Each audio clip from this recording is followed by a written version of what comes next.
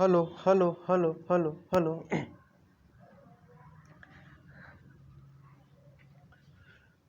Hello प्यारे मित्रों, आपका स्वागत है आपके YouTube चैनल मैथ मैजिक में। मैं सुशील कुमार यादव फिर एक बार आपके साथ उपस्थित हुआ हूं एक नए ट्रिक के साथ। प्यारे मित्रों, आज हम आपके सामने प्रस्तुत करेंगे एक बहुत ही बेहतरीन ट्रिक जिससे आप चंद्रगुप्त द्वितीय के दरबार में रहने वाले नवरत्नों को फटाक से 2 मिनट में याद कर लेंगे। प्यारे मित्रों, इतना आसान ट्रिक है। देखिए, आपको और भी अच्छे अच्छे ट्रिक चाहिए तो हमारे चैनल को सब्सक्राइब करें और अपने मित्रों में शेयर करें ताकि सबका विकास हो, सब लोगों को लाभ हो। प्यारे मित्रों, तो प्यारे मित्रों देखिए, बेवफा रुचि हरि शंकु व छपड़क का धन चुराई। बेवफा रुचि हरि शंकु छपड़क का धन चुराई। इसमें चुराई का कोई मतलब नहीं है प्यारे मित्रों।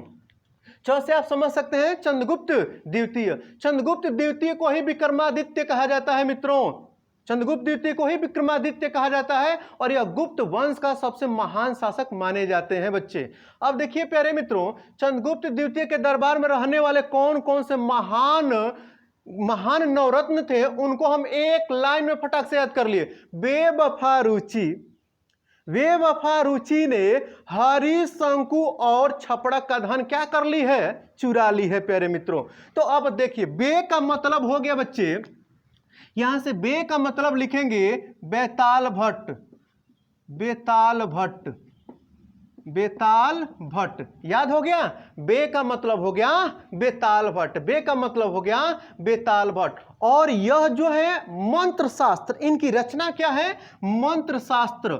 आपसे पूछ दिया जाए कि बेताल भट्ट की रचना का नाम क्या है बच्चे, तो आप क्या बताओगे? मंत्र शास्त्र। बेताल भट्ट की रचना क्या है? मंत्र शास्त्र। और यह किस विषय से संबंधित है? तो यह जादू से संबंधित है। किससे?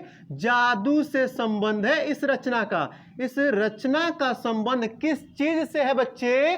तो जादू से है। अब देखिए, वह का मतलब हुआ बच्चे, वह का मतलब हुआ वराह मिहिर।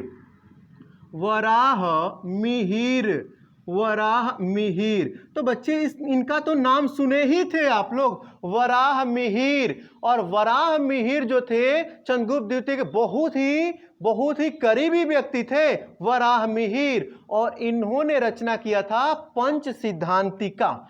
इनकी रचना का नाम है पंच सिद्धांतिका।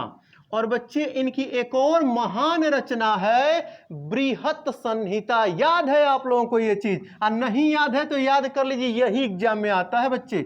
बृहत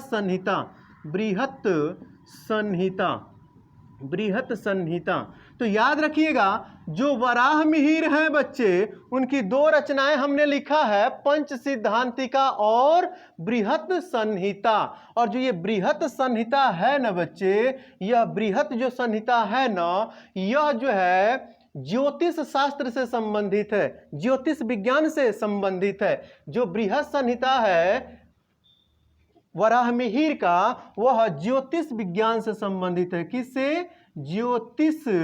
ज्योतिष विज्ञान से संबंधित है। इस चीज को याद रखिएगा। इसके बाद बात करेंगे हम लोग बच्चे फाहयान। फ का मतलब हुआ फाहयान। केवल फ का मतलब हुआ फाहयान। तो बच्चे, उम्मीद है आप इसको समझ पा रहे होंगे। फ का मतलब हो गया फाहयान। लेकिन बच्चे, एक बात हम यहां पे क्लियर कर दें कि फाहयान चंद्रगुप्त द्वितीय के नवरत्नों में शामिल नहीं थे। इनका जिक्र मैं इसलिए कर रहा हूं कि हमेशा कई बार एग्जाम में यह पूछा गया है कि फाहयान किसके शासन काल में भारत यात्रा पर आया था। तो आप बताएंगे चंद्रगुप्त द्वितीय, इसलिए इनको हम इंक्लूड किए हैं इसमें। फाहयान किसके दरबार में आए थे? तो चंद्रगुप्त द्वितीय के दरबार में आए थे। लेकिन बच्चे, फ का मतलब फाहयान हुआ, इसके बारे में आगे बात करेंगे। और फा लिखा गया, आ का मात्रा दिया गया है, अर्थात यहां से आप ये समझेंगे आ से हुआ अमर सिंह। और यह जो थे नवरत्नों में शामिल थे। याद रखिएगा, फाहियान तो नहीं थे नवरत्नों में, लेकिन आ की मात्रा है ना, इससे क्या हो गया, अमर सिंह, और अमर सिंह यह नवरत्नों में शामिल थे। और बच्चे ध्यान रखना, इस अमर सिंह की रचना का नाम था अमरकोश। अमरकोश, अमरकोश इनकी रचना का नाम था। और यह रचना किससे संबंधित थी, तो एक शब्दकोश थी। यह किस प्रकार की रचना थी, तो शब्दकोश थी। यह रचना शब्दकोश थी। तो उम्मीद है ये चीज आपको समझ आ रहा होगा बच्चे। इसके बाद बात करेंगे रुचि। रुचि, बेवफा रुचि। तो रुचि, रुचि का मतलब हुआ वरुचि। वरुचि, वरुचि कहीं कहीं लिखा हुआ दिखेगा बच्चे, और नहीं तो कहीं कहीं लिखा रहता है वर रुचि। कहीं कहीं रुचि लिखा वरुचि लिखा रहेगा, और नहीं तो वर रुचि। आप लोग समझ जाएंगे जब विकल्प पाएंगे तो चंद्रगुप्त द्वितीय के दरबार में रहने वाला एक महान व्यक्ति था, वह कौन था, वह रुचि। तो उम्मीद है चीजों को सीख पा रहे हैं आप। और रुचि यानी कि ये जो वर रुचि है ना, इनकी रचना का क्या नाम है, तो वो है व्याकरण। व्याकरण, व्याकरण। तो वररुचि की रचना का नाम है बच्चे व्याकरण। और यह किस विषय से संबंधित थी, तो संस्कृत से। तो देखिए आप समझ लीजिए, जो हम ब्रैकेट में लिख रहे हैं ना बच्चे, वह रचना का नाम है, और जो उसके नीचे लिख रहे हैं वह उस विषय से संबंधित है। तो व्याकरण से, व्याकरण इस पुस्तक की रचना का नाम था, और वह किससे संबंधित थी, संस्कृत से। इसके बाद बात करेंगे हरि। हरि का मतलब हुआ हरिसेन।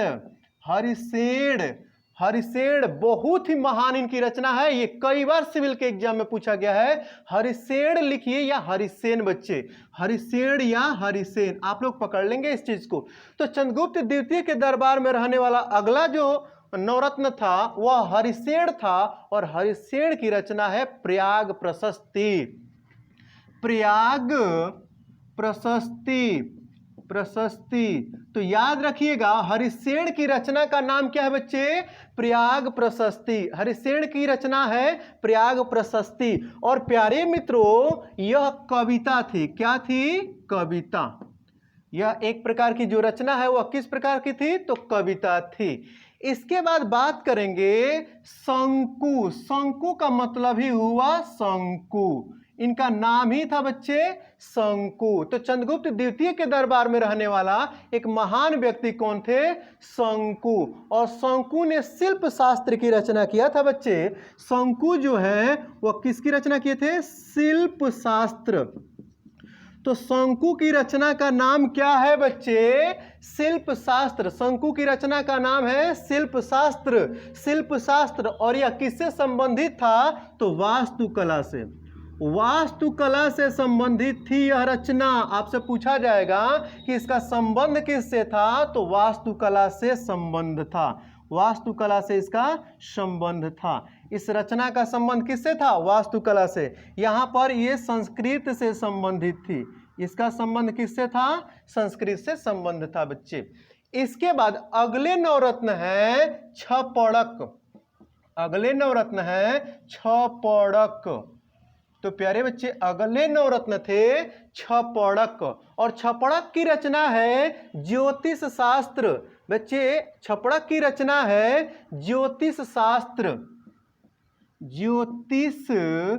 ज्योतिष शास्त्र, इनकी रचना का नाम ही है क्या, ज्योतिष शास्त्र। याद रखिएगा, रचना का ही नाम है ज्योतिष शास्त्र। और यह ज्योतिष विज्ञान से संबंधित था। यह किससे संबंधित था, ज्योतिष विज्ञान से संबंध था इसका। इस रचना का संबंध किससे था, तो ज्योतिष विज्ञान से संबंध था।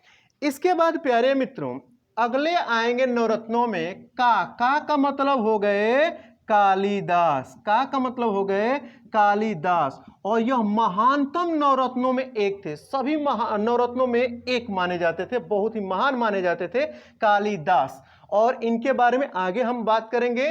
धन का मतलब हो गया धनवंतरी। धनवंतरी, धन का मतलब हो गया बच्चे क्या, धनवंतरी। और धनवंतरी की रचना है आयुर्वेद। धनवंतरी की रचना है आयुर्वेद। धन्वंतरी जी की रचना क्या है बच्चे? आयुर्वेद। और प्यारे मित्रों, यह चिकित्सा से संबंधित थी। यह किससे संबंधित थी? चिकित्सा से। चिकित्सा से। आपसे पूछा जाए कि जो धन्वंतरी थे उनकी जो रचना आयुर्वेद है बच्चे, वह किससे संबंधित था? तो चिकित्सा से उसका संबंध था। अब हम लोग बात करेंगे बच्चे कालिदास जी के बारे में। जो कालिदास है ना, इनकी महान रचनाएं थी और एग्जाम में यहां से क्वेश्चन जरूर पूछा जाता है बच्चे। मैं दावा करता हूं प्यारे मित्रों कि अगर जो चंद्रगुप्त द्वितीय के किसी भी नवरत्न की बात करेगा ना, तो उनमें रचनाओं को जरूर पूछेगा। अगर जो महान रचनाओं की बात करेगा ना बच्चे, तो कालिदास जी को जरूर पूछेगा। याद रखिएगा इस चीज को। तो जो कालिदास है ना बच्चे, इनकी रचनाएं बहुत ही आसान है। चाहे आप टेट का एग्जाम दो, चाहे सी टेट का एग्जाम दो, चाहे बच्चे आप सिविल का एग्जाम दो, मैं कह रहा हूं कालिदास जी से बात करेगा तो महान रचनाओं में से एक रचना जरूर पूछेगा आपसे। चाहे आप बीएड एंट्रेंस दो, चाहे आप सी टेट दो, चाहे टेट दो, अगर जो क्वेश्चन पूछता है कालिदास से तो उनकी रचनाएं जरूर पूछेगा बच्चे, ध्यान रखना। कालिदास की महान रचनाओं में क्या है? तो मेघदूतम। मेघदूतम या मेघदूत किसकी रचना है बच्चे? तो कालिदास जी की रचना है। इसके बाद है कुमार संभवम। कुमार संभवम। संभवम। तो बच्चे ध्यान रखना, ऋतु संहारम। ऋतु संहारम। ऋतु संहारम। विक्रमोवर्षियम। विक्रमोवर्षियम। विक्रमोवर्षियम। तो बच्चे ध्यान रखना इस चीज का, विक्रमोवर्षियम। ये सब रचनाएं किसकी हैं? तो कालिदास जी की रचना है। मेघदूतम, कुमार संभवम, ऋतु संहारम, विक्रमोवर्षियम और मालविकाग्निमित्रम। मालविकाग्निमित्रम। मालविकाग्निमित्रम। मालविकाग्निमित्रम। और बच्चे इसके बाद रघुवंशम। रघुवंशम। रघुवंशम। तो बच्चे ध्यान रखना आप लोग, ये जो सारी रचनाएं हमने लिखा है ना बच्चे, ये कालिदास की महान रचनाएं हैं। क्वेश्चन यहां से एग्जाम में पूछे जाते हैं। अब थोड़ा सा बात कर ले हम बच्चे फाहियान जी के बारे में। तो फाहियान जी के बारे में बात करेंगे ना बच्चे, तो जो फाहियान है ना, इनको याद रखिएगा। जो फाहियान है ना, इनके बचपन का नाम कूड था। बचपन का नाम क्या था? कूड था। याद रखिएगा इस चीज को। जो फाहियान थे ना, उनके बचपन का नाम कूड था। और बच्चे अगर जो पूछा जाए तो ये भारत आने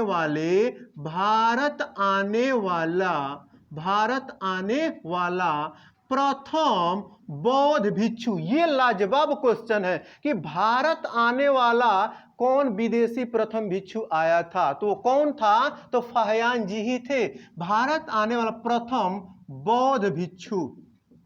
तो याद रखना, प्रथम बौद्ध भिक्षु।